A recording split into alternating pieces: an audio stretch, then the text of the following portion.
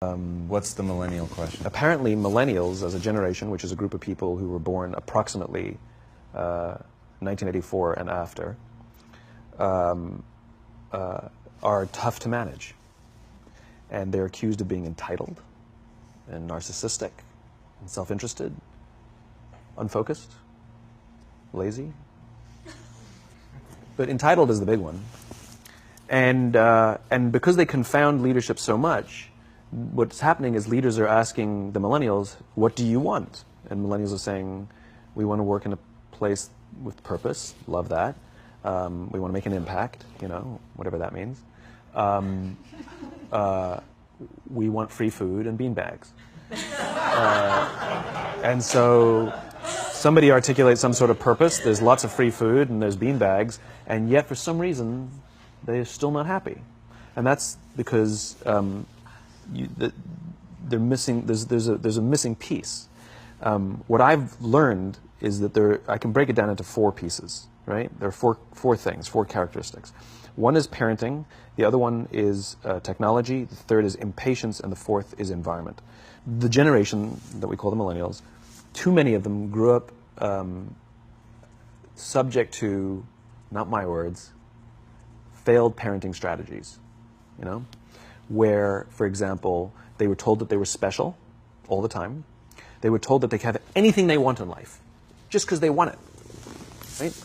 They were told, some of them got into honors classes, not because they deserved it, but because their parents complained. And some of them got A's, not because they earned them, but because the teachers didn't want to deal with the parents. Some kids got participation medals. You got a medal for coming in last, right? Which the science we know is pretty clear, which is it devalues the medal and the reward for those who actually work hard. And that actually makes the person who comes in last feel embarrassed because they know they didn't deserve it. So it actually makes them feel worse, right? So you take this group of people and they graduate school and they get a job and they're thrust into the real world, and in an instant they find out they're not special, their moms can't get them a promotion, that you get nothing for coming in last, and by the way, you can't just have it because you want it, right? And in an instant, their entire self-image is shattered. And so you have an entire generation that's growing up with lower self-esteem than previous generations. The other problem, to compound it, is we're growing up in a Facebook, Instagram world. In other words, we're good at putting filters on things. We're good at showing people that life is amazing even though I'm depressed, right? And so everybody sounds tough, and everybody sounds like they got it all figured out. And the reality is there's very little toughness, and most people don't have it figured out. And so when the more senior people say, well, what should we do? They sound like, this is what you got to do. And they have no clue. Right? So you have an entire generation growing up with lower self-esteem than previous generations, right? Through no fault of their own. Through no fault of their own, right? They were dealt a bad hand, right? Now let's add in technology. We know that engagement with social media and our cell phones releases a chemical called dopamine. That's why when you get a text, it feels good, right? So, you know, we've all had it where you're feeling a little bit down or feeling a bit lonely, and so you send out 10 texts to 10 friends, you know, hi, hi, hi, hi, hi, because it feels good when you get a response, right? Right? It's why we count the likes. It's why we go back 10 times to see if my Instagram is growing slower. Did I do something wrong? Do they not like me anymore? Right? The trauma for young kids to be unfriended, right?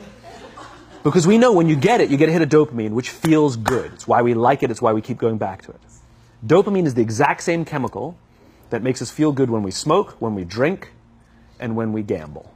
In other words, it's highly, highly addictive. Right?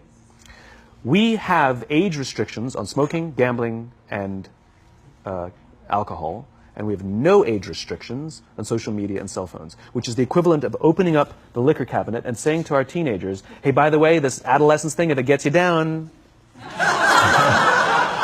But that's basically what's happening. That's basically what's happening, right? That's basically what happened. You have an entire generation that has access to an addictive, numbing chemical called dopamine through social media and cell phones as they're going through the high stress of adolescence. Why is this important?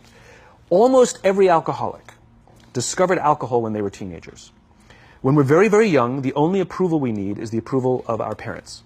And as we go through adolescence, we make this transition where we now need the approval of our peers. Very frustrating for our parents, very important for us. It allows us to acculturate outside of our immediate families into the broader tribe, right? It's a highly, highly stressful and anxious period of our lives, and we're supposed to learn to rely on our friends. Some people, quite by accident, discover alcohol and numbing effects of dopamine to help them cope with the stresses and anxieties of adolescence. Unfortunately, that becomes hardwired in their brains, and for the rest of their lives, when they suffer significant stress, they will not turn to a person, they will turn to the bottle. Social stress, financial stress, career stress, that's pretty much the primary reasons why an alcoholic drinks, right? What's happening is, because we're allowing unfettered access to these dopamine-producing devices and media, basically it's becoming hardwired, and what we're seeing is, as they grow older, too many kids don't know how to form deep, meaningful relationships. Their words, not mine. They will admit that many of their friendships are superficial. They will admit that their friends, that they don't count on their friends, they don't rely on their friends, they have fun with their friends, but they also know that their friends will cancel on them if something better comes along. Deep, meaningful relationships are not there because they never practice the skill set, and worse, they don't have the coping mechanisms to deal with stress. So when significant stress starts to show up in their lives, they're not turning to a person, they're turning to a device, they're turning to social media, they're turning to these things which offer temporary relief. We know, the science is clear, we know that people who spend more time on Facebook suffer higher rates of depression than people who spend less time on Facebook, right? These things balanced. Alcohol is not bad, too much alcohol is bad. Gambling is fun, too much gambling is dangerous, right? There's nothing wrong with social media and cell phones. It's the imbalance, right? If you're sitting at dinner with your friends and you're texting somebody who's not there, that's a problem. That's an addiction. If you're sitting in a meeting with people you're supposed to be listening to and speaking, and you put your phone on the table, face up or face down, I don't care, that sends a subconscious message to the room that you're just not that important to me right now, right? That's what happens. And the fact that you cannot put it away is because you are addicted, right? If you wake up and you check your phone before you say good morning to your girlfriend, boyfriend, or spouse, you have an addiction.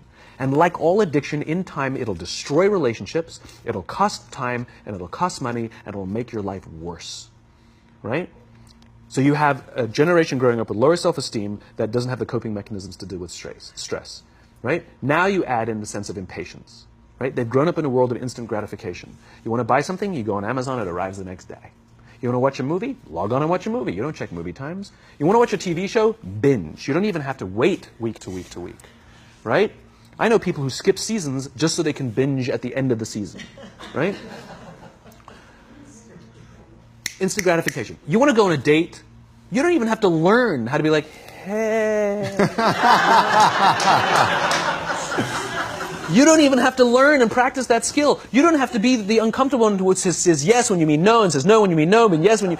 You don't have to swipe right. Bang, I'm a stud. Right? You don't have to learn the social coping mechanisms, right? Everything you want, you can have instantaneously. Everything you want, instant gratification. Except job satisfaction and strength of relationships, there ain't no app for that. They are slow, meandering, uncomfortable, messy processes. And so I keep meeting these wonderful, fantastic, idealistic, hardworking, smart kids. They've just graduated school. They're in their entry-level job. I sit down with them and I go, how's it going? They go, I think I'm going to quit. I'm like, why? They're like, I'm not making an impact. I'm like, you've been here 8 months. You know? It's as if they're standing at the foot of a mountain and they have this abstract concept called impact that they want to have in the world, which is the summit. What they don't see is the mountain. I don't care if you go up the mountain quickly or slowly, but there's still a mountain. And so what this young generation needs to learn is patience.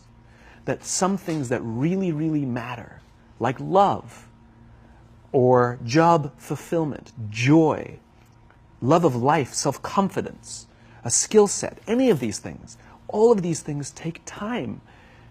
Sometimes you can expedite pieces of it, but the overall journey is arduous and long and difficult. And if you don't ask for help and learn that skill set, you will fall off the mountain, or you will, the worst case scenario, and we're already seeing it, the worst case scenario is we're seeing an increase in suicide rates, we're seeing an increase in this generation, we're seeing an increase in accidental deaths due to drug overdoses, we're seeing more and more kids drop out of school or take leaves of absence due to depression, unheard of. These are all, this is really bad. The best case scenario, those are all bad cases, right? The best case scenario is you'll have an entire population growing up and going through life and just never really finding joy. They'll never really find deep fulfillment in work or in life. They'll just waft through life and it'll be just, it's fine. How's your job? It's fine. It's the same as yesterday. How's your relationship? It's fine. Like that's the best case scenario. Which leads me to the fourth point, which is environment. Which is we're taking this amazing group of young, fantastic kids who are just dealt a bad hand. It's no fault of their own. And we put them in corporate environments that care more about the numbers than they do about the kids. They care more about the short-term gains than the long-term life of this young human being. We care more about the year than the lifetime, right? And so we are putting them in corporate environments that aren't helping them build their confidence, that aren't helping them learn the skills of cooperation, that aren't helping them overcome the challenges of a digital world and finding more balance, that isn't helping them overcome the need to have instant gratification and teach them the joys and impact and the fulfillment you get from working hard on something for a long time that cannot be done in a month or even in a year. And so we're thrusting to them in corporate environments, and the worst part about it is they think it's them.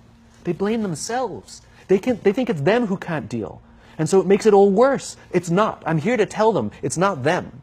It's the corporations. It's the corporate environments. It's the total lack of good leadership in our world today that is making them feel the way they do. They were dealt a bad hand, and I hate to say it, but it's the company's responsibility. Sucks to be you. Like, we have no choice, right?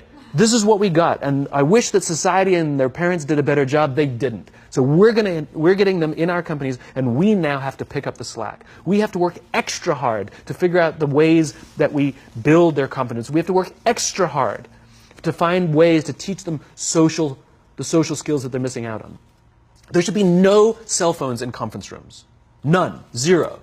And I don't mean the kind of like sitting outside waiting to text. I mean like when you're sitting and waiting for a meeting to start, this is what we all do. We all sit here and wait for the meeting to start. Meeting starting? Okay. And we start the meeting. No, that's not how relationships are formed. Remember we talked about it's the little things? Relationships are formed this way. We're waiting for a meeting to start and we go, how's your dad? I heard he was in the hospital. Oh, he's really good. Thanks for asking. He's actually at home now. Oh, I'm really glad. It was really amazing. I know, it was really scary for a while. That's how you form relationships. Hey, did you ever get that report done? Oh my God, no, I didn't. I'll help you out. Can I help you out with that? Really? That's how trust forms. Trust doesn't form in an event, in a day. Even bad times don't form trust immediately. It's the slow, steady consistency. And we have to create mechanisms where we allow for those little innocuous interactions to happen. But when we allow cell phones in conference rooms, we just, okay, have the meeting. And then my favorite is like when there's a cell phone there and you go like this, you go. It rings and you go. I'm not going to answer that. Like, Mr. Magnanimous, you know? When you're out for dinner with your friends, like, I do this with my friends. When we're going out for dinner and we're leaving together, we'll leave our cell phones at home. Who are we calling? Maybe one of us will bring a phone in case we need to call an Uber or take a picture of our meal. That's what I was saying. Come on. I'm an idealist, but I'm not insane. You know? At a heathen. I mean, it looked really good. We'll take one phone. And so it's like an alcoholic. The reason you take the alcohol out of the house is because we cannot trust our willpower. We're just not strong enough. But when you remove the temptation, it actually makes it a lot easier. And so when you just say, don't check your phone, people literally will go like this. And somebody will go to the bathroom, and what's the first thing we do? Because I wouldn't want to look around the restaurant for a minute and a half, you know? But if you don't have the phone, you just kind of enjoy the world. And that's where ideas happen. The constant engagement is not where you have innovation and ideas. Ideas happen when our minds wander and we go, and you see something, I bet they could do that. That's called innovation, right? But we're taking away all those little moments, right? You should not, and none of us should charge our phones by our beds. We should be charging our phones in the living rooms, right? Remove the temptation. You wake up in the middle of the night because you can't sleep, you won't check your phone, which makes it worse. But if it's in the living room, it's relaxed, it's fine. But it's my alarm clock. buy an alarm clock. They cost $8, right? I'll buy you an alarm clock. Simon, thank you again My so pleasure. much for sharing with My us. pleasure. Man. Thank you This very was much. really beautiful. Thank you.